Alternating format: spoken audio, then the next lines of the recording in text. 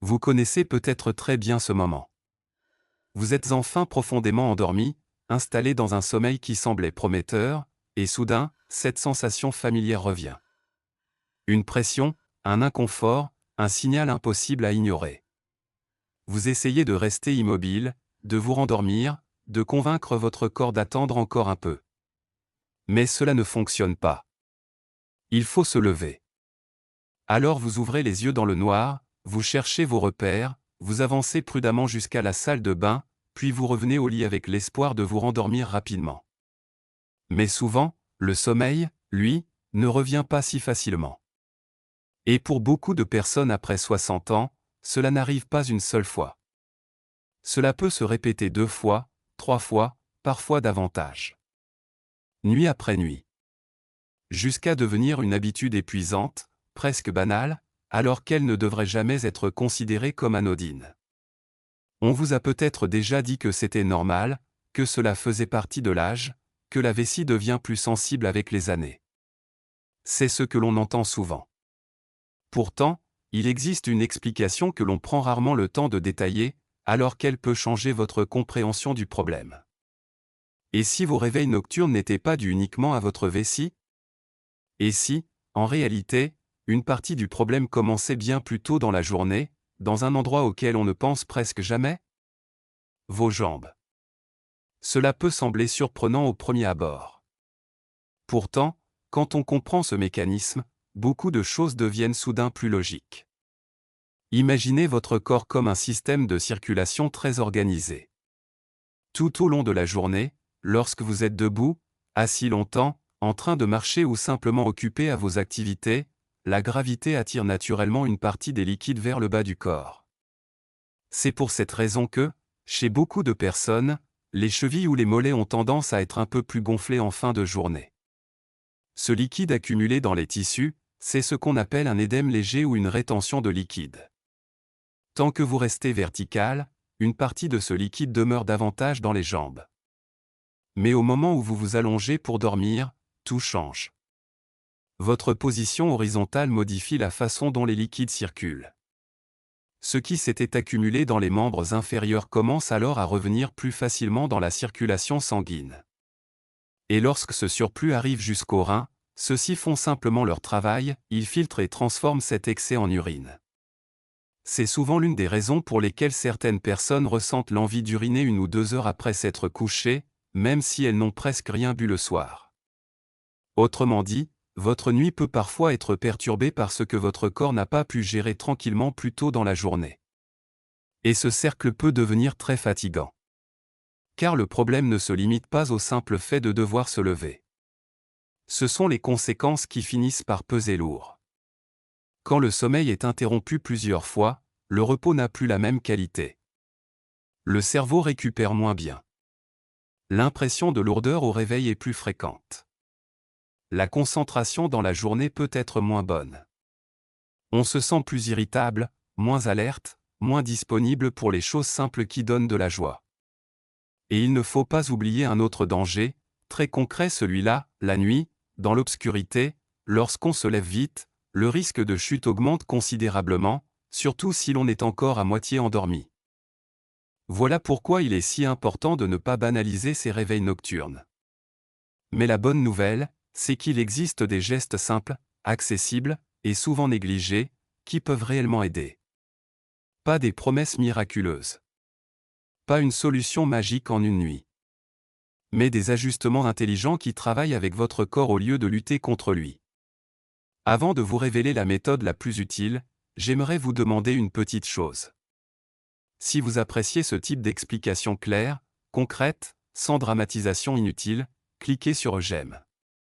C'est un geste très simple pour vous, mais pour nous, c'est un signal précieux. Cela nous montre que ces conseils vous aident réellement à mieux comprendre votre corps et à protéger votre autonomie.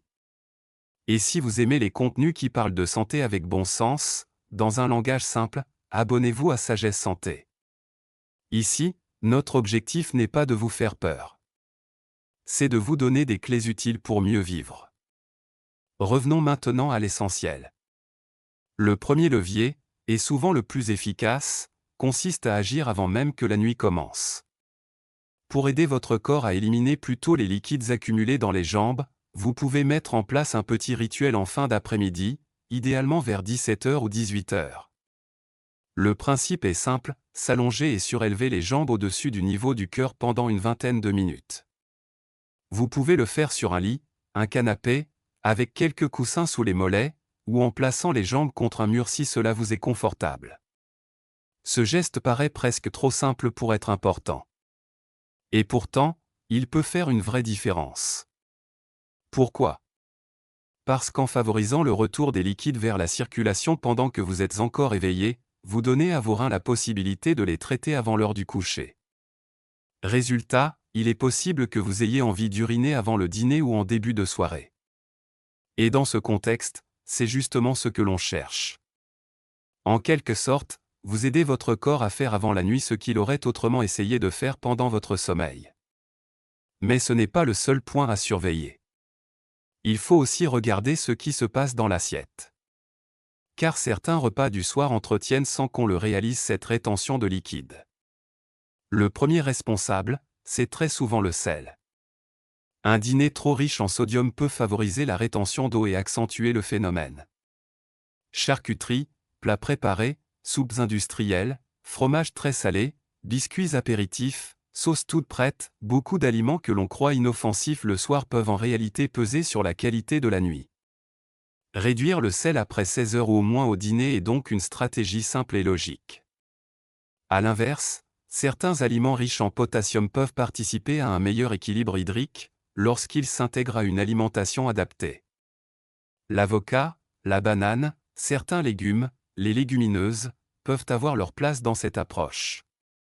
Il ne s'agit pas de croire qu'un aliment va tout résoudre à lui seul, mais de comprendre qu'un dîner plus léger, moins salé, et mieux équilibré peut déjà soulager l'organisme.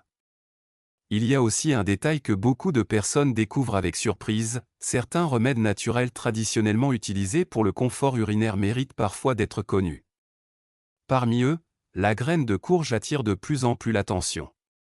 Elle est souvent évoquée pour soutenir le confort de la sphère urinaire, notamment chez les personnes qui ressentent une gêne ou une sensibilité plus marquée. Là encore, il ne faut pas la présenter comme une solution spectaculaire, mais comme un soutien possible, dans le cadre d'une routine plus globale. Une petite poignée chaque jour, intégrée régulièrement, peut être une habitude intéressante pour certaines personnes. Il existe un autre levier souvent négligé, et pourtant essentiel, les médicaments. Si vous prenez un traitement diurétique pour la tension artérielle ou pour certaines pathologies cardiaques, il est très important d'en parler à votre médecin si vos nuits sont fréquemment interrompues. Parfois, le problème ne vient pas du médicament lui-même, mais simplement du moment où il est pris. Chez certaines personnes, décaler la prise plus tôt dans la journée peut suffire à améliorer nettement les nuits, sans réduire l'efficacité du traitement. Bien entendu, il ne faut jamais modifier un traitement par soi-même. Mais poser la bonne question au bon moment peut tout changer. Vous pouvez dire simplement, « Docteur, est-ce que l'horaire de mon traitement pourrait contribuer à mes réveils nocturnes ?» Cette seule question ouvre parfois la porte à une amélioration très concrète. Un autre élément mérite aussi votre attention, le magnésium.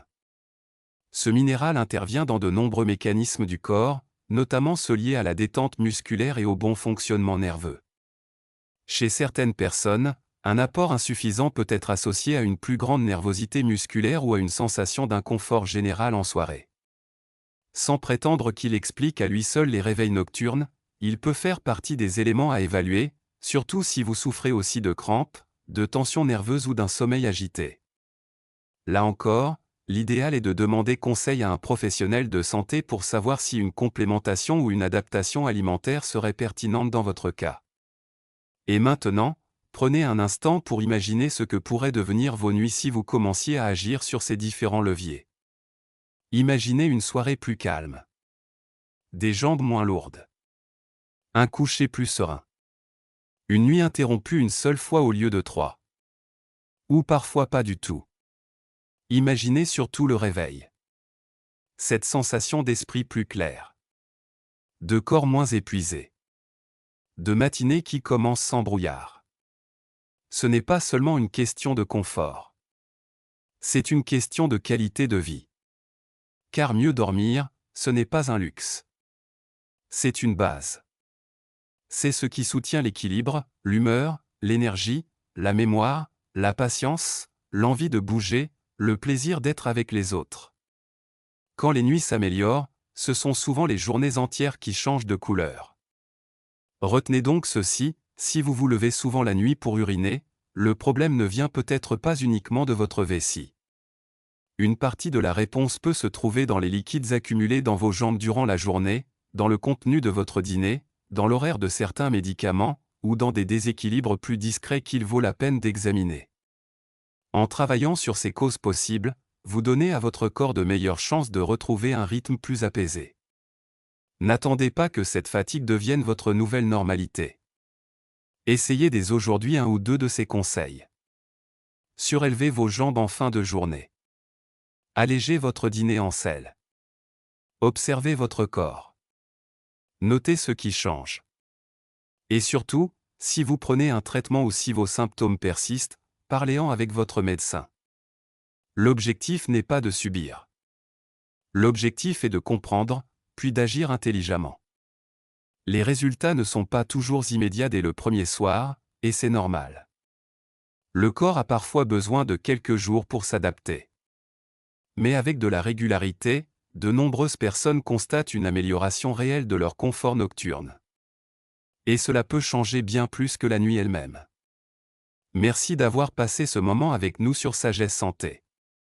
Prenez soin de votre sommeil, car il protège bien plus que votre repos. Il protège votre équilibre, votre sécurité et votre liberté au quotidien. On se retrouve très bientôt pour une nouvelle découverte utile à votre bien-être. Restez curieux, restez actifs, et surtout, prenez soin de vos nuits.